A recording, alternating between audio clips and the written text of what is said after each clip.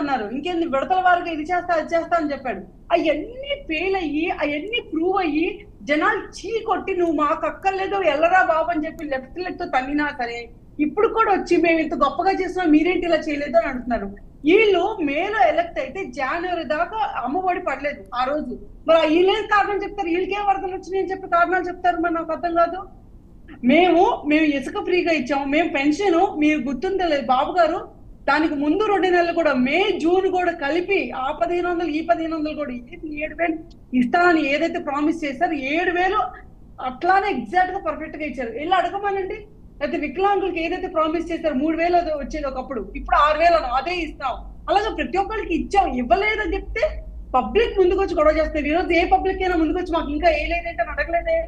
ప్రతిదీ stream line అవుతుంది, ప్రతిదీ డేటా తీసుకున్నారు.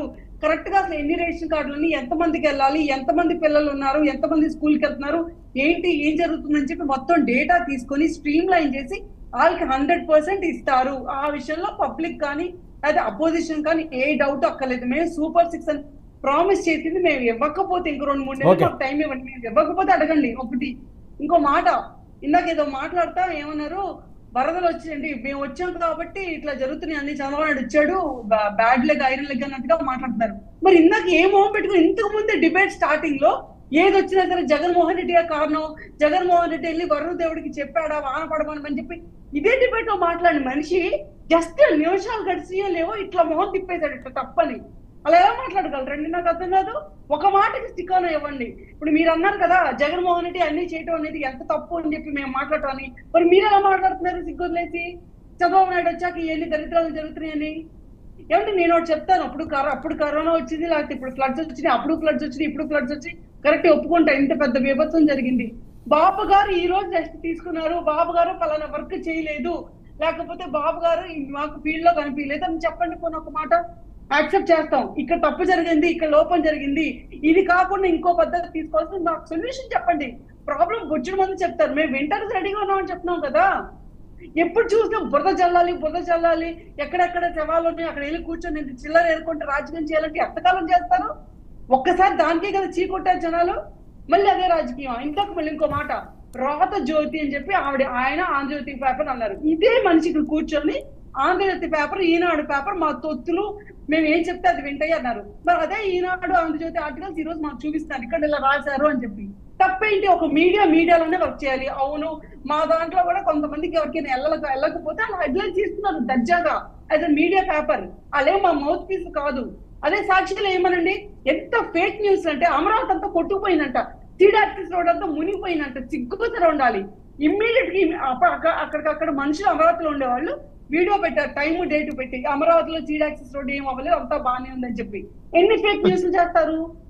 బోట్లు వచ్చి కొట్టుకుపోతే ఈ రోజు ఆ బోట్లు మొత్తం వైసీపీ లీడర్కి సంబంధించిన బోట్లు, దాని అంటే ఎసకుంది. ఫెర్రీలో అన్ని బోట్లు ఉండగా ఈ 3 బోట్లు ఎందుకు వచ్చినాయి టైఅప్ అయ్యి? ఎవరికి సమాధానం చెప్తారు?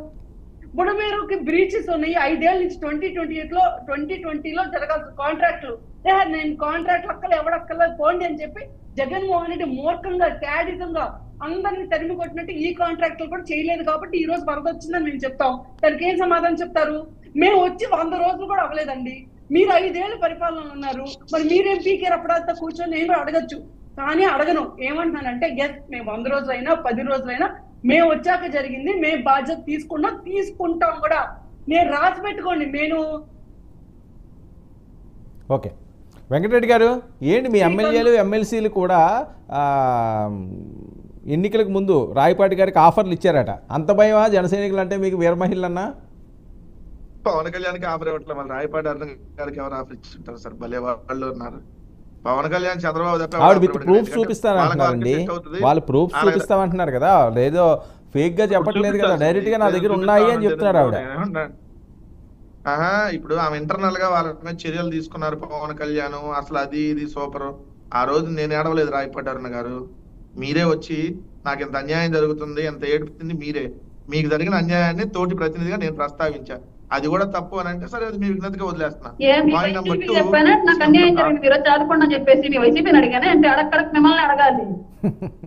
అప్పుడు ఏమైంది పరిస్థితి ప్యానల్ మ్యారేజ్ పోయేలో పడ్డట్టు అయిపోయింది నా పరిస్థితి. అప్పుడు నిజంగా మీ వయసు వాళ్ళని కలిగి ఉంటే నేనున్న ఇబ్బంది కాస్త మీలాంటి వాళ్ళ దగ్గరకు వచ్చేస్తే ఇంకా అబ్బో నేను మిమ్మల్ని ఎవరిని అడగలేదు.